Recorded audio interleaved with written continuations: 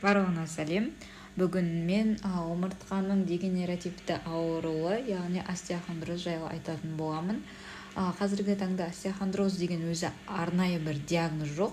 Ол МКБ-да, яғни международный классификация болезни ауруларының классификациясында қазіргі таңда аты өзгерген. Омыртқа дегенеративті аурулары омыртқа аралықтарының дисктің өзгеруі деп аталады, және де өзінің кодтары да қазіргі таңда өзгерген омыртқа ауруларының ішіне жатады. Бұл омыртқа аралық диск омыртқа дискінің шеміршегінің дегенеративті зақымдануы және омыртқаның аралас денелер мен арасындағы тіндер тарапынан реактивті өзгерістері дамуымен сипатталатын ауру болып табылады. Жалпы бізде анатомияда адамда 33-34 омыртқа бар. Адамның мұнда сурет көрсетіліп тұр. Бізге омыртқа жотасы тірек береді, ішкі органдарды ұстап тұрады. Біз омыртқа жотасының арқасында жүруімізге, қозғалуымызға, егелуімізге, еңкеюімізге мүмкіндік аламыз. Омыртқа жотасы мойыннан басталады. Мойын, кеуде, бел омыртқасы және сегізгөз құйымшақ болып бөлінеді. Мұнда бізде омыртқаның қарайтын болсақ, омыртқалардың арасында, әрбір омыртқаның арасында, мойын, кеуде, бел омыртқалардың арасында диск бар. Бұл омыртқаларды бір-біріне қозғалған кезде, иілген кезде бір-біріне қажалмау үшін көмектеседі. Қауіпті жағдайда дисклар тегіс болуы керек, ешқандай өзгерістер болмайды. Ал егер де дегенеративті, яғни өзгерістер деген кезінде, ол қарапайым тілмен айтатын болсақ, омыртқа арасындағы дисклердің биіктігінің төмендеуі және серпімділігінің азаюы. Яғни табиғи омыртқа буындарының табиғи тозуы болып табылады. Омыртқа құрылымында өзгерістер пайда болады. Одан кейін неге асқына беретін болса, ол протрузияға алып келеді, яғни дегенеративті енді ғана басталып келе жатыр құрылымда өзгерістер, ал протрузия уже дисктер біраз желініп қойды. Ал егер грыжа болатын болса, омыртқа аралық дисктердің сыртқа қарай шығуы. Остеофиттер бұл омыртқа арасында желініп қалуы болып табылады дисктердің. Мұнда остеохондроз, яғни дисктердің бейіндігінің төмендеуі және де олардың арасында өсінділердің пайда болуы айтылады. Сонымен қатар омыртқаның өзгерісінде тағы спондилоз жатады және спондилоартроз жатады. Бұны басқа бөлімде де айтатын боламыз. Сонымен мұнда көрініп тұр, міне, қалыпты жағдайда омыртқа аралықтағы дисктер осындай тегіс бірдей болады және олар омыртқаның бір-бірін байланыстырып тұрады. Ал яғни остеохондроз кезінде мынадай кедір-бұдыр биіктігі төмендеп қалған болады. Жіктелуі. Омыртқа өзі зақымдалуының құрылымына байланысты рефлекторлық және компрессиондық болып бөлінеді. Рефлекторлық иннервациялардың бұлшықеттердің рефлекторға шиырылуы, бұлшықет тонустарының бұзылуы, қан тамырлық вегетативтік дистрофиялық және компрессиондық түбіршек, нерв жолын немесе қан тамырларының тартылуы, жаншылуы әсерінен пайда болады, яғни радикулопатия, нейропатия, миелопатия, радикулоишемиялық синдромдар кейін пайда болады. Остеохондроз пайда болуына негізгі себептер олар яғни омыртқа жотасының бұзылуы. Көп жағдайда біз мектепте дұрыс партаға отырмаған кезде қисайып отырамыз, бүгіліп отырамыз, немесе балалардың сумкасы ауыр болса, соның барлығы омыртқа жотасына салмақ түсіреді, немесе ұзақ уақыт бойы компьютерде отыру, бір қалыпта қозғалмай отыру, баланың барлығы омыртқа жотасына салмақ түсіреді. Соның әсерінен омыртқа арасындағы дисктер зақымдана береді. Яғни ұзақ отыру, дұрыс емес аяқ киім кию, биік аяқ киім, артық салмақ та, оның артық салмақ, яғни ол күш салады омыртқа аралығындағы дисктерге, бізді қалыпты жағдайдан өзгеруіне алып келеді. Ауыр зат көтеру шамадан тыс стрессті жағдайларда омыртқаның остеохондрозына пайда болуының негізгі себептері болып табылады. Және де бұлшықеттердің әлсіздігі, яғни семіз адамдар бұлшықеттер омыртқалары жұмыс жасамағаны, қозғалмағандықтан, яғни ол жерде қан айналым болмағандықтан, олар дұрыс қан айналмаған, оттегі жетіспеген әсерінен омыртқаның арасындағы дисктер желіне бастайды. омыртқаларымда айтып өткен анатомиясы, мойын, кеуде, бел омыртқасы анатомиялық жағдайда. Енді әр бөлімнің арасында біз диск бар дедік, және соңға байланысты бізде бірнеше түрге бөлінеді остеохондрозың. Яғни бел сегіз остеохондрозы өте жиі кездеседі. Әйел адамдарда да, ер адамдарда да, сонымен қатар әйел адамдарда бала босанғаннан кейін пайда болып жатады, яғни ұзақ баланы 9 ай көтерген кезде белге салмақ түскеннің әсерінен. Лимбалгия, яғни бізді белді физикалық шируғы ыңғайсыз, қолайсыз мұздау кезінде, кейде анық себепсіз бел ауруы кенеттен немесе бірнеше минуттан немесе сағат ішінде жиі оқ тәрізді, стреляющий боль деп айтады.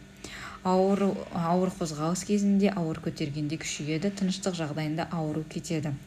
Лимбалгия шаншу қадалуымен бұлшық ет бел ардозын тіктенуімен қабаттасып екі жақтан бірдей білінеді.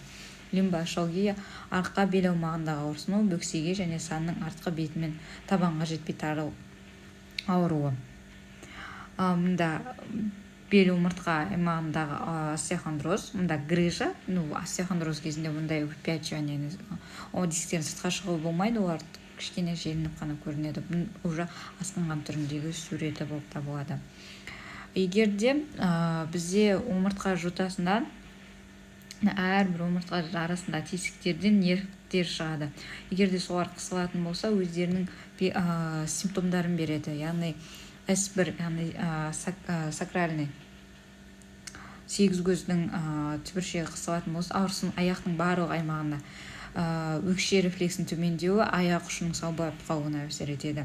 Егер S2 түбіршегі қысылса, сал мен сирақтың ішкі жағының ауырсынуы, сирақ қиын жазылып бүгіледі, пара-парез және жамбас қуыс ағзаларының функциясы бұзылады.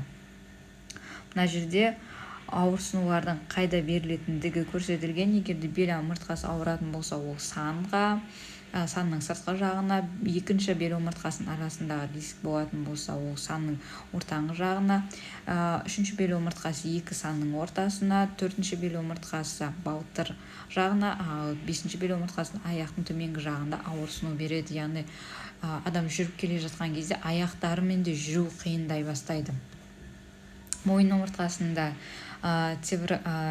цервикальгия дейді.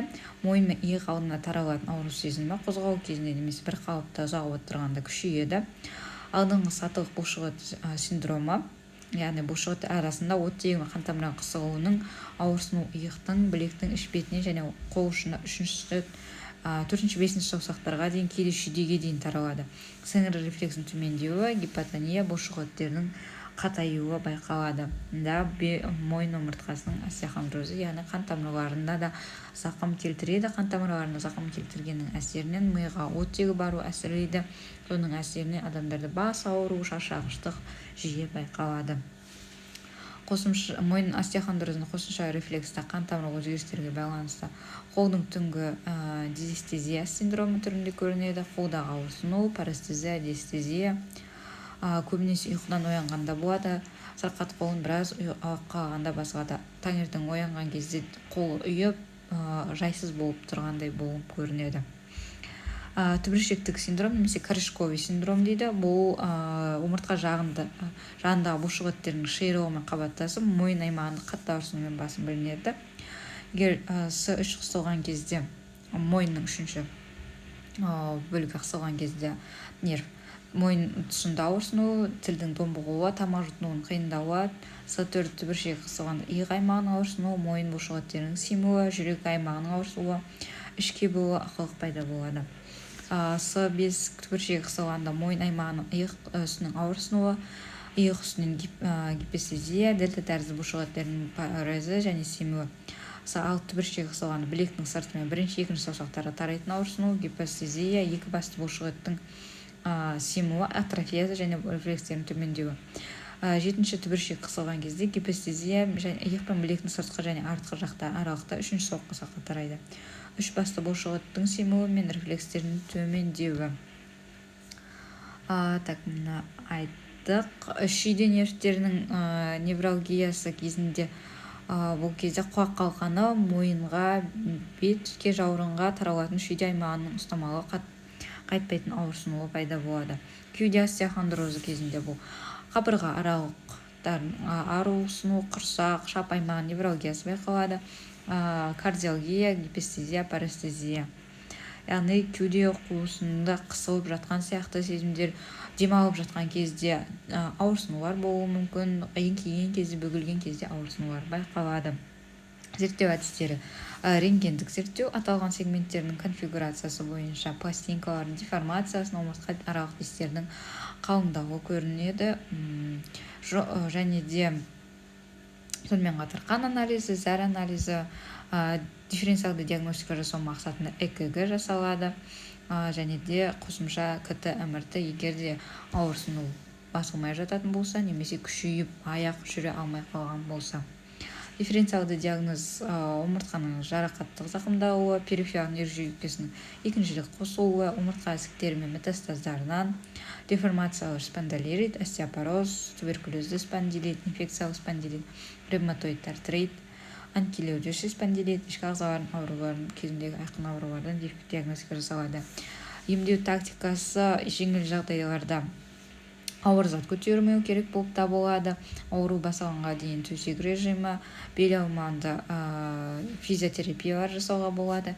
Жергілікті әсер ететін мазьдар ауырсынуға қарсы, және ауырсыну кезінде егер де қарсы көрсетілімдер болмайтын болса, аллергия болмайтын болса, анальгетиктер қабылдауға болады. Және ең алдыңғы мақсаты